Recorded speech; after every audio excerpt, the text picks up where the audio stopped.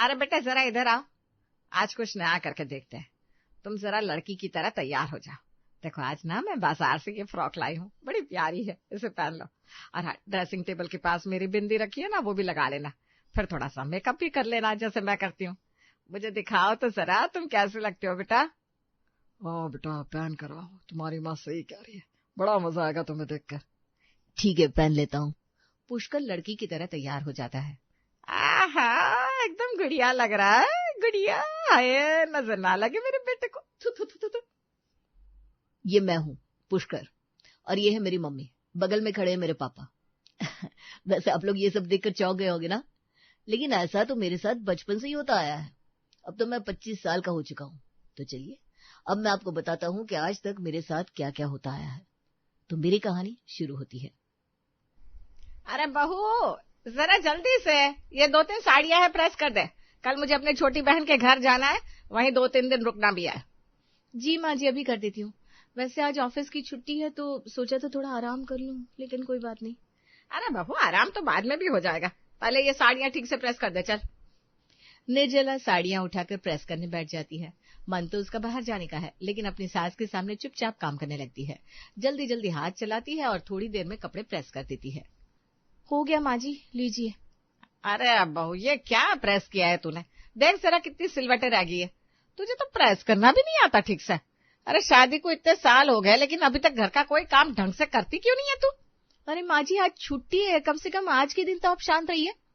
अच्छा खासा तो प्रेस कर दिया मैंने, बस बेवजह डांटना है आपको। बहू, तेरे लिए ना ऐसा बेकार काम भी सही है।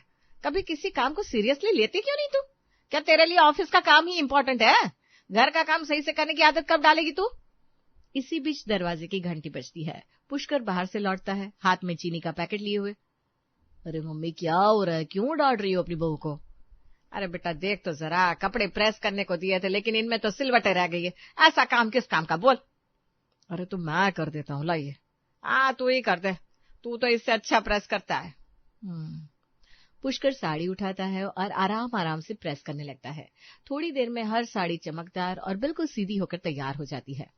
देखा बहू, तुम इतनी देर से प्रेस कर रही थी, फिर भी कपड़े सही से प्रेस नहीं हुए तुमसे। मेरे बेटे को देख, सिर्फ 10-15 मिनट में सारी साड़ियां कितनी बढ़िया प्रेस कर दी। वाह मेरे लाल। अरे मम्मी, अब तो मैं एक्सपर्ट हो गया हूँ। शीला देवी हंसती है और संतोष से साड़ियां तय करने लगती है। पुष्कर मुस्कुराता है और कपड़े साइड पर रख देता है। उधर निर्जला चुपचाप सोफे पर बैठ जाती है और धीमे स्वर में खुद से बड़बड़ाती है। देखो जरा इन दोनों को।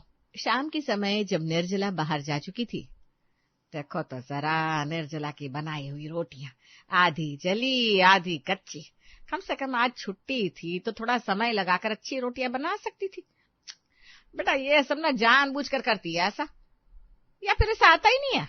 अरे मम्मी रहने दीजिए ना, ऑफिस का इतना टेंशन रहता है उसे। मैंने सुना है किसी हार्ड प्रोजेक्ट पर काम चल रहा है आजकल, इसी वजह से ऑफिस के दोस्तों से मिलने गई होगी। साथ में थोड़ा घूम भी लेगी तो उसका माइंड भी फ्रेश रहेगा, जिससे कम से कम आप दोनों का झगड़ा तो नहीं होगा। अरे चुप कर तू, हमेशा उसकी तरफदारी करता रहता है। अपनी पत्नी को मुट्ठी में रखना सीख जल्दी। उसकी हर बात पर हाँ हाँ मत बोला कर, वरना धीरे धीरे जोरू का गुलाम बन जाएगा तू। हाँ दादी, जोरू का गुलाम क्या होता है? अरे कुछ नहीं बेटा, ये तेरे काम की बात नहीं है। अच्छा माँ, अब ये बताइए आगे क्या करना है? अब मैं ही दोबारा रोटियां बनाऊंगी, और क्या क्या करूं, बहू ही ऐसी आई है मेरी। अरे माँ, आप आराम से बैठ जाइए, आपकी कमर में हल्का दर्द भी रहता है और कल आपको सफर पर भी जाना है। मैं रोटियां बना देता हूँ। पुष्कर ने आटे की थाली उठाई और बड़े आराम से बेलना घुमाने लगा। कुछ ही देर में तवा पर फूली फूली रोटियां तैयार हो गई। वाह मेरे बेटे वाह, देखो तो जरा कितनी बढ़िया रोटी बनाई है मेरे बेटे ने, एक भी रोटी बेकार नहीं की। मैं कितनी नसीब वाली हूँ जो मुझे तुझ जैसा बेटा मिला। अरे मम्मी अब बस भी कीजिए, हो गया ना। रोटियों के बाद अब बारी थी सब्जी की। हाय राम, क्या दिन आ गए हैं। मेरा बेटा मटर पनीर बना रहा है अब, और बहू तो बाहर मजे कर रही है। अरे कोई बात नहीं माँ, पापा भी तो बनाया करते थे जब आपको बाहर जाना होता था या जब आप बीमार पड़ जाती थी, और कितनी बार तो मैंने आपके लिए बनाया है। अरे बस बस, अगर निर्जला को पता चल गया ना तू पहले से खाना बनाता था, तो वो तो तेरे पीछे ही पड़ जाएगी। लेकिन असलियत तो ये थी कि पुष्कर अपनी पत्नी को सब कुछ बहुत पहले बता चुका था। बातचीत करते करते थोड़ी देर बाद मटर पनीर तैयार हो गया और खुशबू पूरे घर में फैल गई। चलो अब साफ सफाई भी कर लेता हूँ। अरे पागल हो गया है क्या? सब कुछ तू ही करेगा और तेरी पत्नी बैठी रहेगी आराम से? नहीं। इतने में निर्जला घर लौट आई। उसके आते ही शीला देवी का गुस्सा फिर फूट पड़ा।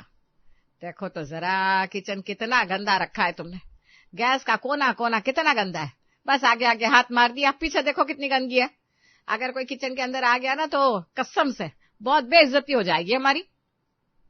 अरे माँ जी, मैंने रोटियां तो बना दी थी। रोटियां? तुम्हारी रोटियां जली और कच्ची थी। आधा अधूरा काम करती हो तुम ताकि मेरे बेटे को और मुझे सब करना पड़े। मुझे तो लग रहा है अगर मैं 2 दिन के लिए अपनी बहन के घर चली जाऊं ना तो बेचारा मेरा बेटा ही सब काम करेगा यहाँ, इसलिए मैं कल नहीं जाऊंगी। माँ, कैसी बात कर रही हो आप? अब बाहर जाओगी, थोड़ा माइंड फ्रेश होगा। नहीं, मैं नहीं जाऊंगी। पुष्कर ने जैसे तैसे अपनी माँ को समझाया और जाने के लिए राजी किया, लेकिन निर्जला अब तक चुप नहीं थी। माँ जी, अब ना आप नाटक मत कीजिए। रोटियां बिल्कुल ठीक थी। आपकी आदत है हर चीज में कमी निकालने की। गलती से एक रोटी खराब हो गई तो आपने सभी रोटी को खराब बता दिया। अरे नहीं, रोटियां थोड़ी कच्ची और जली थी, मैंने खुद देखा था। ये सुनते ही निर्जला का चेहरा उतर गया। वो गुस्से से कमरे में चली गई। देखा, पहले तो माँ जी सुनाती थी, अब ये भी उनका साथ देने लगे। बाहर हॉल में शीला देवी की आवाज गूंज रही थी। देखा बेटा, तेरी पत्नी के तेवर, चुपचाप कमरे में चली गई मैडम। घर का माहौल हमेशा ऐसे ही छोटे छोटे तानों और शिकायतों से भरा रहता था। बीच में फंस जाता था बेचारा पुष्कर। काम वही करता, झगड़े भी वही सुलझाता। आखिरकार किचन भी उसने खुद ही साफ किया। मेरे लाल, तू तो हर काम में माहिर है। तेरी वजह से ही मेरा घर चलता है। सचमुच माता रानी ने मुझे तेरे जैसा अच्छा बेटा देकर बड़ी कृपा की है। नजर उतार लो तेरी, मेरा प्यारा बेटा। क्या करूं, अच्छी बहू तो किस्मत में नहीं है, लेकिन ईश्वर ने एक प्यारा बेटा दिया है, मेरे लिए वही बहुत है। तू बस मेरी बात मानता रह, मेरा साथ देता रहना बेटा। कमरे में बैठी निर्जला सब सुन रही थी। तो ये थी घर की रोजमर्रा की जिंदगी, जहाँ काम से ज्यादा मायने रखता था किसकी तुलना किससे हो रही है, और उस तुलना में हमेशा हार जाती थी निर्जला। इसी बीच एक दिन मुन्ना की शर्ट का एक बटन टूट गया था। सुबह सुबह भाग दौड़ में निर्जला ने बटन लगाया, लेकिन गलती से नीचे वाला बटन ऊपर लगा दिया। शर्ट टेढ़ी मेढ़ी दिखने लगी, और जब ये शीला देवी ने देखा, हे भगवान, इतना सा काम भी ठीक से नहीं कर सकती, एक छोटा सा बटन भी ना लग पाया तुझसे। छी छी छी छी। अरे तुझसे अच्छा तो पुष्कर ही लगा देता बटन। उस दिन ब्लू शर्ट का बटन टूट गया था मुन्ने का, तब पुष्कर ने बटन जोड़ा था, वो भी बिल्कुल अच्छे से। माँ जी, अरे जो मैं बैठकर स्वेटर बुनती हूँ ना, वही काम मेरा बेटा भी सीख गया है। सोच, देखते देखते आ गया उसको सब कुछ।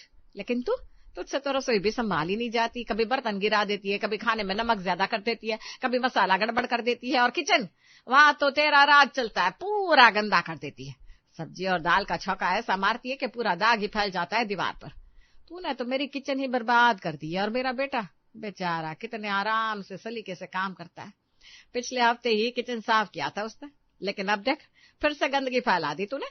अब यह किचन तू ही साफ करेगी। हाँ, शाम तक मुझे सब चमकता हुआ चाहिए। आज छुट्टी है ना तेरी, चल काम में लग जा।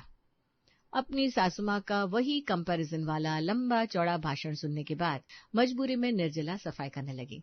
उसने बर्तन उठाए, धोले और शेल्फ में जमाने लगी, लेकिन प्लेटें गड़बड़ रख दी। अरे ये क्या किया तूने? छोटी प्लेट बड़ी के साथ, बड़ी प्लेट छोटी के साथ, कप के साथ कैसी प्लेट रख दी है?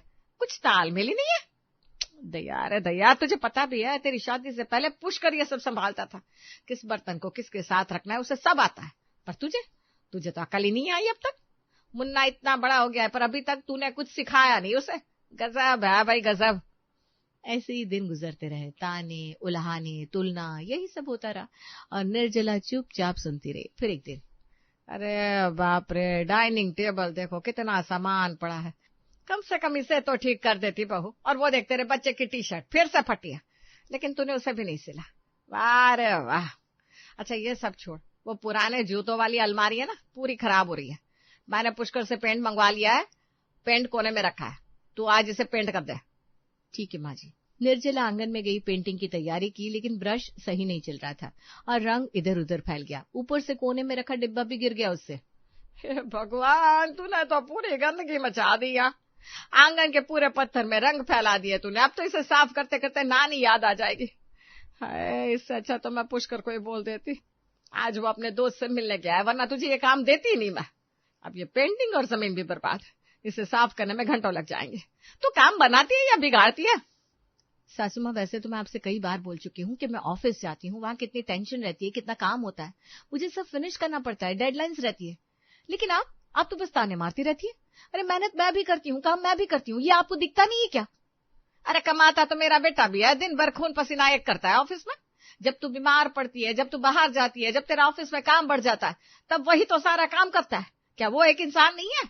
हमेशा बस अपने बारे में सोचा करती है। निर्जला गुस्से में सब छोड़कर अपने कमरे में चली गई और ऑफिस का काम करने लगी। वहीं कुछ दिन बीते और घर में शादी की तैयारियां शुरू हुई। चाची की लड़की की शादी थी और घर में रौनक फैल गई थी। निर्जला ने सोचा क्यों ना इस बार सासू माँ को खुश किया जाए। वो बाजार से एक महंगी और खूबसूरत साड़ी लेकर आई। बहू, ये तो बहुत सुंदर साड़ी है। अच्छा, मुझे ना ये सीधे पल्लू वाले स्टाइल में पहना कर दिखाना, मैं देखना चाहती हूँ मैं इसमें कैसी लगूंगी। निर्जला थोड़ी घबरा गई। उसे लगा शायद साड़ी ठीक से ना पहनाई तो फिर से डांट। अरे ज्यादा सोच मत, जल्दी से पहना। अभी थोड़ी देर बाद बगल की कमल से भी मिलने जाना है। निर्मला ने जैसे तैसे साड़ी पहनाना शुरू किया, पर सीधे पल्लू का स्टाइल उसे आता ही नहीं था। लेकिन फिर भी वो आधे घंटे तक कोशिश करती रही, पर पल्लू तो बन ही नहीं रहा था। ए भगवान, आधे घंटे से पल्लू बनवा रही हूँ, पसीने छूट रहे हैं मेरे, अब तो गर्मी से हालत खराब हो गई है। इतने में पुष्कर कमरे में आया। देख बहू, तुझसे नहीं हो रहा ना, इससे अच्छा तेरा पति ही बना लेगा। पुष्कर बेटा, जरा जल्दी से सीधे पल्लू वाली साड़ी पहनकर आ जा तू। मम, हाँ तू जरा जल्दी से पहनकर दिखा, अब बहू को भी दिखे तो कितना टैलेंटेड है। पुष्कर मान गया और साड़ी ब्लाउज पहनकर आया। उसने फटाफट सीधे पल्लू का सलीका दिखा दिया। देख बहू, मेरे बेटे ने तुरंत बना दिया, और तू बेवकूफ कहीं की। मेरा बेटा हर काम में माहिर है, घर का हो या बाहर का, A to Z सब आता है। हाय रे मेरा बेटा, नजर ना लगे। महादेव की कृपा है, माता रानी की कृपा है, कृष्ण भगवान की कृपा है कि मुझे इतना अच्छा और गुणवान बेटा मिला है।